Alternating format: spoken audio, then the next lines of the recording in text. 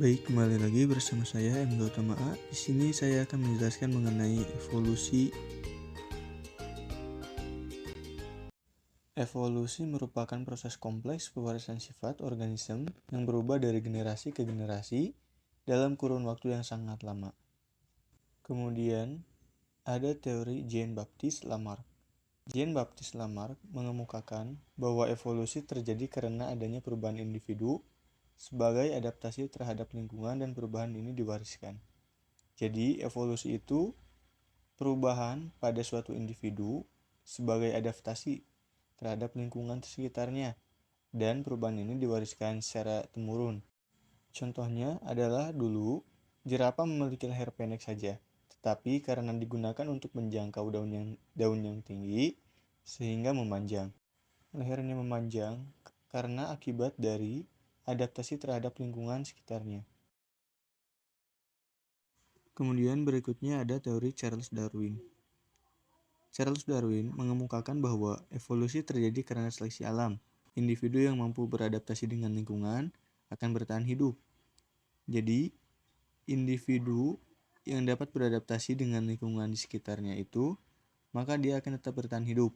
Sedangkan yang tidak dapat beradaptasi dengan lingkungan sekitarnya, dia tidak akan bertahan hidup atau musnah. Contohnya adalah dulu jerapah ada yang leher panjang dan ada juga yang leher pendek. Yang leher pendek mati, hanya tersisa leher panjang. Nah, mengapa sekarang jerapah itu memiliki lehernya panjang? Karena menurut teori Charles Darwin, jerapah pada zaman dulu yang memiliki leher pendek itu dia tidak dapat beradaptasi dengan lingkungan sekitarnya sehingga dia punah. Kemudian ada teori August Weismann. Dia mengemukakan bahwa evolusi adalah gejala seleksi alam-alam terhadap faktor-faktor genetika. Contohnya adalah, dulu jerapah ada yang leher panjang dan ada yang leher pendek. Leher panjang membawa gen bergenotip homozigot dominan atau heterozigot, kemudian yang leher pendek membawa gen bergenotip homozigot resesif. Kemudian ada petunjuk evolusi. Yang pertama itu adanya fosil, seperti gambar di samping, ada fosil kuda. Evolusi kuda, ukuran tubuh semakin besar, kepala semakin besar, leher semakin panjang, gerakan semakin lincah, geraham mengalami perubahan bentuk dan ukuran, lebih sesuai untuk makan rumput. Anggota tubuh semakin panjang. Jumlah jari kaki semakin berkurang dari 4 jari menjadi 1 jari. Kemudian yang kedua adanya variasi individu dalam satu keturunan. Yang ketiga itu ada homologi dan analogi organ tubuh.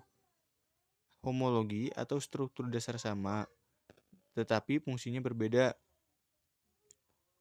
Contoh homologi yaitu manusia untuk pemegang, kucing untuk berjalan, kelelawar untuk terbang, paus untuk berenang.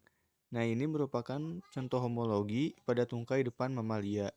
Kemudian ada analogi. Analogi yaitu struktur dasar berbeda tetapi fungsinya sama. Nah, contohnya seperti berikut. Ada sayap kelelawar untuk terbang, ada sayap capung untuk terbang, ada sayap kupu-kupu untuk terbang, dan ada sayap merpati untuk terbang.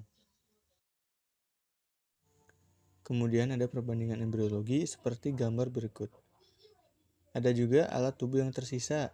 Nah, pada manusia itu ada umbai cacing, ada selaput mata pada sudut mata dalam, ada otot penggerak telinga, ada tulang ekor, ada gigi taring yang runcing, dan ada juga rambut pada dada dan buah dada pada pria. Kemudian ada juga pada ular piton yaitu benjolan kuku. Nah, ada juga burung kiwi pada sayapnya. Kemudian ada proses terbentuknya spesies baru atau spesiasi. Nah, spesiasi itu terjadi apabila suatu spesies tertentu menghuni tempat yang sangat berbeda, sehingga tidak dapat mengadakan hubungan reproduksi, maka varietas tersebut akan mengalami perubahan dan akhirnya menjadi dua spesies yang berlainan. Isolasi merupakan kunci spesiasi. Yang pertama itu ada isolasi geografi. Isolasi geografi itu terjadi akibat keadaan alam.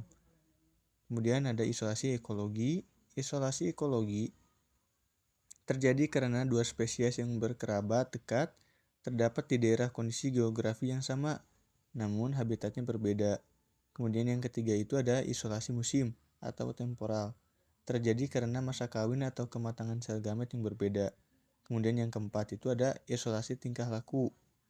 Isolasi tingkah laku itu terjadi karena adanya perilaku atau ritual yang berbeda-beda sebelum terjadinya perkawinan. Nah, yang kelima ada isolasi mekanik. Terjadi karena struktur kelamin yang berbeda.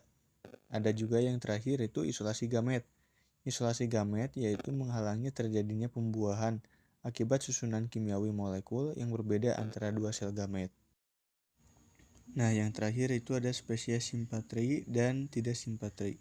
Spesies simpatri itu adalah spesiasi yang terjadi dalam area geografis sama pada suatu spesies yang memiliki kekerabatan paling dekat.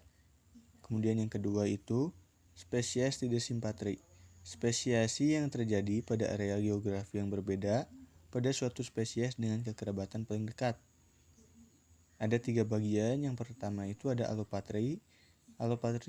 Alopatri itu berlangsung melalui proses yang terjadi pada daerah berjauhan dari suatu spesies yang paling dekat kekerabatannya. Kemudian ada parapatri.